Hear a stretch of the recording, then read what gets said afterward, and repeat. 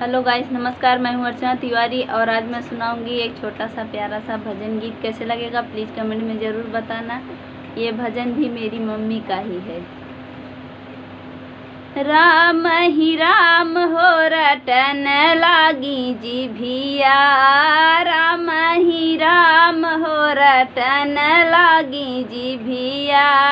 जिभिया कहई हम घीव गुड़ खाबै हो, जिभिया कहई हम घीव गुड़ खाबै।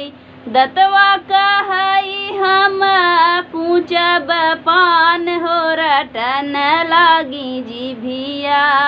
राम ही राम हो रटन लागी जिभिया।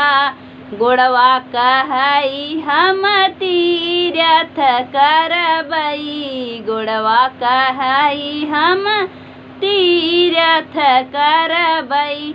हथवा कहई हम देबई दान हो रटन लागी जिभिया। राम ही राम हो रटन लागी जिभिया, राम ही राम हो रटन लागी जिभिया।